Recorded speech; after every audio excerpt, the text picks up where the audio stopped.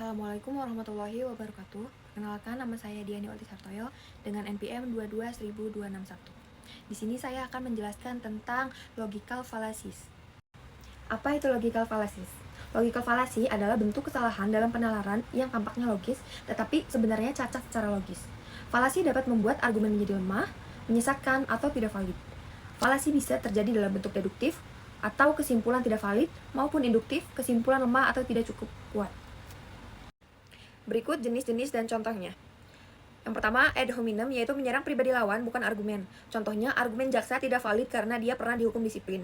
Yang kedua, strawman, atau memutarbalikkan argumen lawan. Contohnya, pengacara bilang terdakwa tidak bersalah, jadi menurutnya hukum itu tidak penting. Yang ketiga, appel to authority, atau argumentum ad verecundiam, merujuk pada otoritas sebagai bukti utama. Contohnya, terdakwa pasti bersalah karena profesor hukum bilang begitu. Nomor 4, appeal to emotion, yaitu menggunakan emosi bukan logika. Contohnya, bebaskan terdakwa, dia ibu dari 3 anak yang menangis setiap malam. 5, slippery slope, yaitu menganggap satu kejadian akan menyebabkan rangkaian kejadian ekstrim. Contohnya, kalau kita bebaskan dia, nanti semua penjahat akan minta dibebaskan. Nomor 6, false dilemma, yaitu hanya menyodorkan 2 pilihan padahal ada alternatif lain. Contohnya, jika tidak bersalah berarti hukum tidak berguna.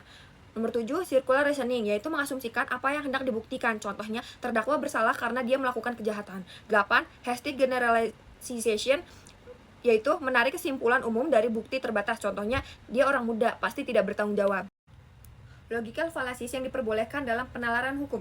Yang pertama, appel to authority atau argumentum ad verecundiam, yaitu jika merujuk pada otoritas yang relevan dan kredibel seperti putusan Mahkamah Agung, jurisprudensi, dan doktrin ahli. 2.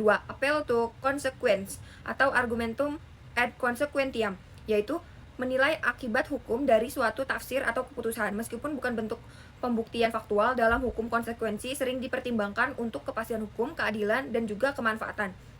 3. Slippery slope, dengan dasar empiris kuat, yaitu kadang digunakan secara sah bila didukung bukti statistik atau sosiologis yang kuat, misalnya dalam jurisprudensi atau analisis kebijakan hukum. Logical fallacies yang harus dihindari dalam penalaran hukum. Yang pertama, ad hominem, yaitu menyerang pribadi lawan. Strawman, memutarbalikkan argumen lawan. Appeal to emotion, menggunakan emosi bukan logika. False dilemma, hanya menyodorkan 2 pilihan padahal ada alternatif lain. Circular reasoning, mengasumsikan apa yang hendak dibuktikan. Hasty generalization, menarik kesimpulan umum dari bukti terbatas. Semuanya dapat mengaburkan objektivitas dan mengganggu pencarian kebenaran hukum. Penalaran hukum dan rasionalitas.